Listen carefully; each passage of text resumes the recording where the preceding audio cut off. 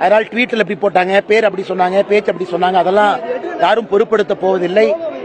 அது அக்கா வானதி ஸ்ரீனிவாசன் அவர்களாக இருக்கட்டும், அது அண்ணன் நயினார் நாகேந்திரன் அவர்களாக இருக்கட்டும், அண்ணன் ஹெச் ராஜா அவர்களாக இருக்கட்டும், அண்ணன் பொன்னார் அவர்களாக இருக்கட்டும், தமிழிசை அக்காவாக இருக்கட்டும், எங்களுடைய ஒரே நோக்கம் பாரதிய ஜனதா கட்சி வளர்ச்சி பாதையில் எடுத்து சென்று 2026 தேசிய ஜனநாயக கூட்டணியில் ஆட்சியில் அமர்த்த வேண்டும் என்று. அதனால் எப்பொழுதுமே நான் சொல்லுவேன், எந்த விஷயத்தில் ஒரு குற்றத்தை பார்க்க வேண்டும் என்று முடிவு செய்தாலும் எதையாக இருந்தாலும் கூட ஒரு குற்றத்தை கண்டுபிடிக்க முடியும். ஆனால் அதெல்லாம் எல்லா தலைவர்களும் கூட ஒருமித்த கருத்தோடு பயணம் செய்து கொண்டிருக்கின்றோம். சொல்லுங்க.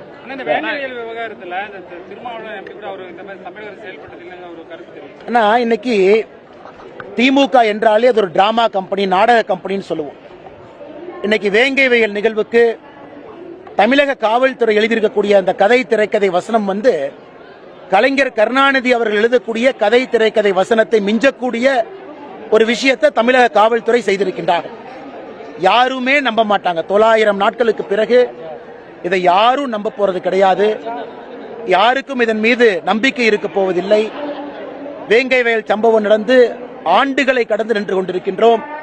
இன்னைக்கு ஏதோ சமுதாயத்துக்குள்ள ஒரு பிரச்சனை, அதிலே ஒருவர் இந்த மாதிரி நாங்கள் கலக்க போறோம்னு பேசினாங்க, அதை செய்து காட்டுவதற்காக அவங்க செஞ்சாங்க அப்படின்னு இத்தனை நாட்களா இல்லாத ஆடியோ வீடியோ வெளியே வருது.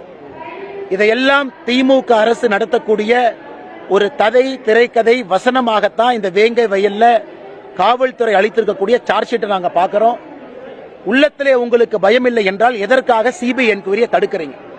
இன்னைக்கு கள்ளக்குறிச்சியினுடைய சாராய சாவு அந்த வழக்குல உயர்நீதிமன்றம், உச்சநீதிமன்றம் எல்லாம் சிபிஐக்கு பரிந்துரை செய்து சிபிஐ வந்துட்டாங்க.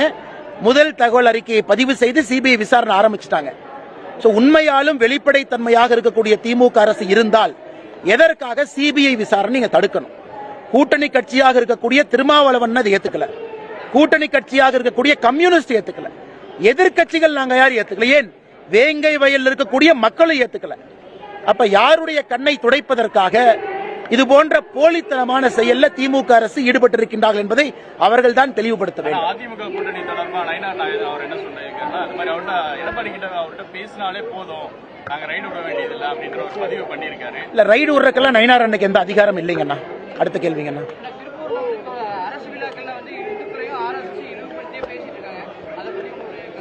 அண்ணா சாரிங்கண்ணே,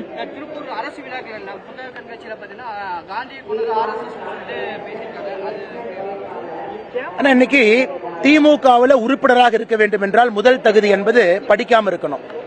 திமுக அமைச்சராக இருக்க வேண்டும் என்றால் முதல் தகுதி என்பது பொய் சொல்லணும்.